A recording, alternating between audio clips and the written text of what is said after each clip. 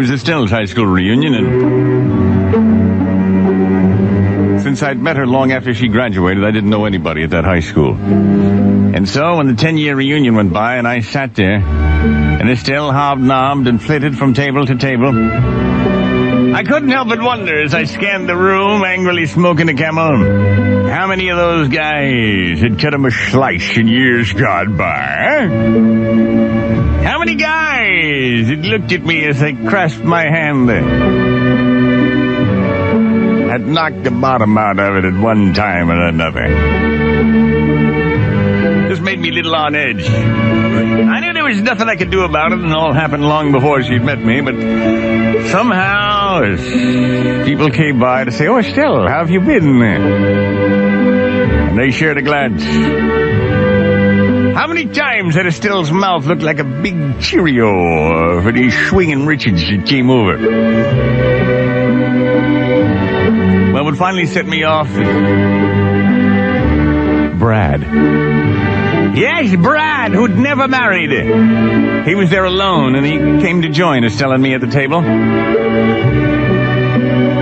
I got up to go to the can one time when I came back. I took the long way around the room, and I could tell they were looking toward the bathroom watching for me. When I came from the other direction, they were startled, and they moved their hands apart hurriedly as I lumbered toward the table. They were talking, leaning together, as though they were people that had had an attraction and never quite consummated it, and now, realizing as the years went by how hungrily they wanted each other. I could see Estelle's cheekbones flushed in the way they would flush in the early days of our courtship. I could see them flushing now for Brad. He was telling her all about where he worked and his business and his money and his portion. And Estelle was looking at me as if to say, I could have married Brad and had a portion now. Well, I realized what was certain to happen. Brad knew where she worked. She knew where he worked. Sooner or later they'd have lunch, right? They always say that. "Oh, we're just getting together for lunch. It's only lunch." Yeah, but lunch turns into munch. And munch turns into hunch. I knew they'd be having secret rendezvous. I'd have to put up with little notes. "Dear Nina, went to see Mom for the weekend." I knew that Brad would be hammering her in Annapolis somewhere, some stinking hotel room. I knew our life was about to get screwed up for about 6 months while they had their affair, they consummated their affair, and they wound down their affair. The whole time Estelle would be canceling our appointments at the bowling league. She'd be driving me nuts with this. Come home with that thing tasting funny. I realized I had to put a stop to it. I said, "It's such a beautiful night outside. Brad, Estelle, you want to step outside and get some air?" And they giggled. They said, "Oh, it is a beautiful night, isn't it?" So we went outside and around the back of the high school. I said, Here, look at this, the football field after hours. How many love affairs, how many marriages have begun here?" And they both looked at each other and smiled and said, "Yeah." I said, "Brad, would you do me a favor and drop trowel?" He said, "What?" I said, "Brad, this is your lucky day. Now don't y'all try to lie to me. I can see there's a tremendous attraction between you and my wife. I want you to drop trowel right now and y'all have a great time." You see, what I didn't want them to do was have an affair that they could plan for. That way Brad would meet her and he'd be wearing his favorite cologne and his best pressed suit. I wanted them to have it right now. I knew Brad had a 3-hour drive to get there. I knew he'd be sweating behind the wheel of the car. I knew since we were drinking, he'd been to the can 3 or 4 times. I knew the hydraulics were sweaty, and nasty, and lint covered, possibly cheesy.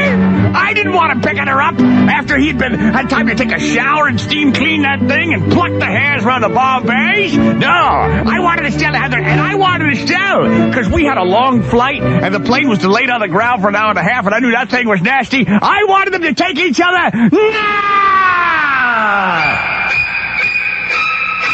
I said, "What are you waiting for, Brad? It's your big day. Estelle, take a look. Come on, Brad." He said, "Are you serious? You really want me to drop trowel?" I said, "Yes, Brad, drop him. And think of a sweet Estelle." And sure enough, he dropped trowel. I said, "There you go, Estelle." She said, "Are you out of here?" I said, "Estelle, don't lie to me. I know you were fantasizing about it. Daddy, jump on it. Gnarl it." my back. And sure enough, Estelle, a little heady from the wine, not really believing what was happening. Yes, she is. So sure enough, she jumped on like a bad boy. And just as I thought I could hear her going, yeah, the reaction of a woman when she comes eyeball to eyeball with the one-eyed viper that's been kept closed up all day long. It wasn't the way she dreamed of it. She dreamed of a beautiful hotel room overlooking the shore, champagne, crisp sheets, not a muddy football field with broad stinking hydraulics. Yeah. I said, there you go. And Estelle, why don't you do the same thing? Skin down them ski pants. There you go, Brad. Huh? Yeah, that'll wake you up, huh? Go ahead, Brad. Nice. Yeah. Yes.